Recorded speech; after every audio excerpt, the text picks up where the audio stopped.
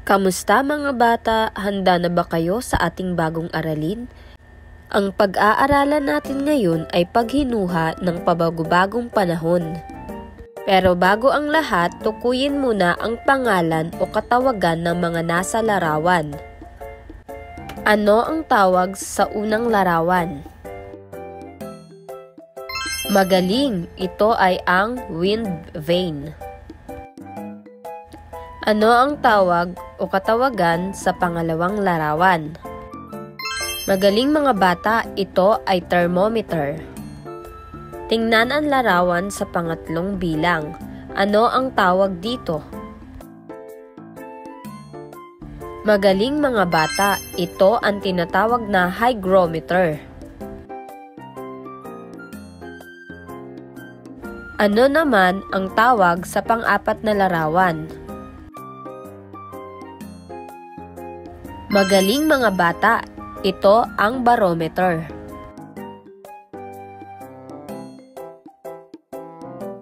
Magaling mga bata, sa bilang 5, ang larawan ay tinatawag na anemometer.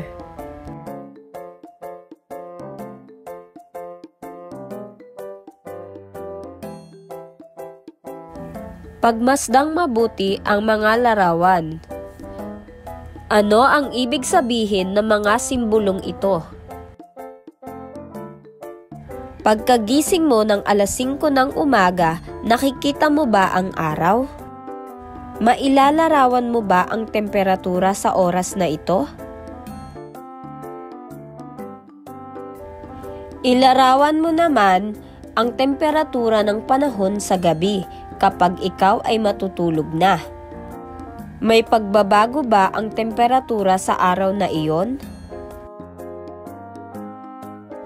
Tingnan naman ang chart sa lagay ng panahon at subukang sagutin ang mga sumusunod na tanong. Pagmasdan at pag-aralan ang chart.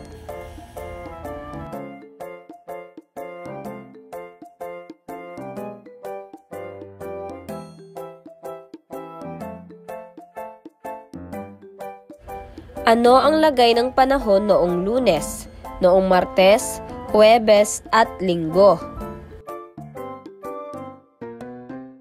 Alin ang tamang pahayag tungkol sa lagay ng panahon ayon sa chart?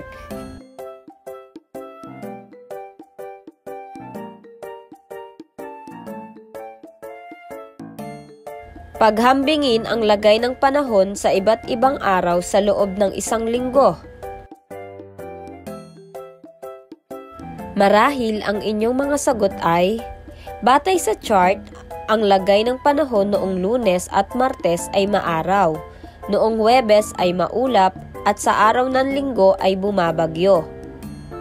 Ang tamang pahayag naman tungkol sa lagay ng panahon sa loob ng isang linggo ay pabago-bago.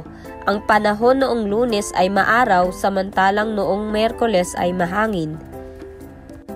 Mapapansin natin na ang panahon sa loob ng isang linggo ay pabago-bago. Ang panahon ay ang kondisyon ng atmosfera sa isang lugar sa tamang oras.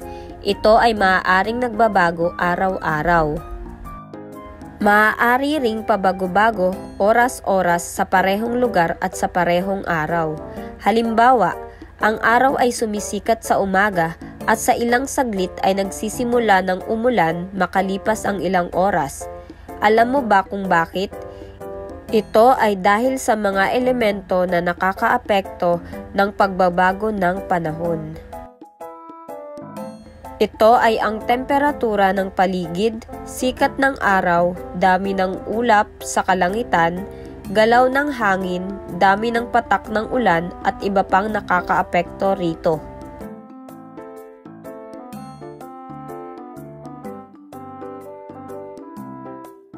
Pag-aralan ang talahan na yan, sagutin ang sumusunod na tanong.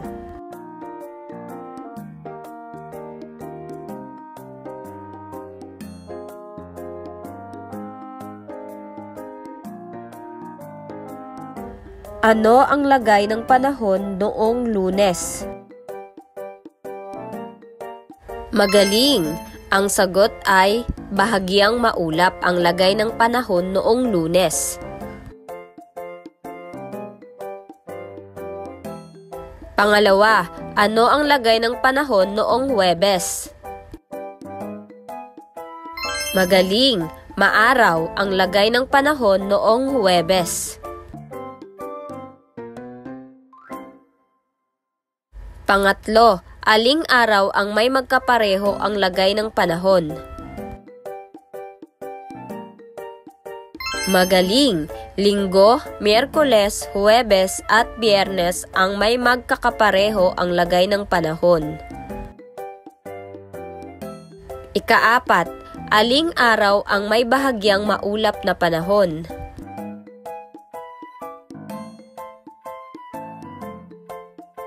Magaling! Lunes at Sabado ang araw na may bahagyang maulap na panahon. Ikalima, paghambingin ang lagay ng panahon sa iba't ibang araw sa loob ng isang linggo. Magkakapareho ba ito?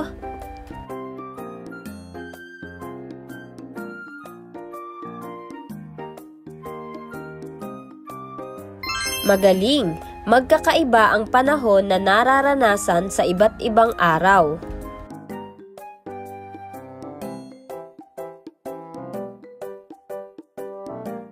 Iyong tandaan na ang panahon ay pabago-bago sa loob ng isang linggo. Upang lubos na matutunan ang ating aralin, basahin ang sumusunod na pangungusap. Tukuyin kung tama o mali ang isinasaad ng pangungusap batay sa iyong natutunan sa ating aralin. Isulat ang sagot sa inyong sagutang papel.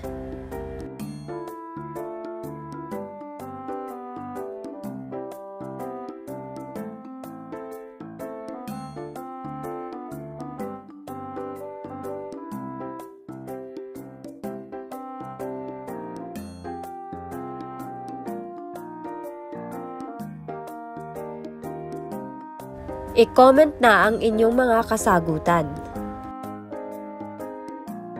Hanggang dito na lamang ang ating aralin. Huwag kalimutang mag-subscribe, like and share para maging updated kayo sa ating channel. Paalam!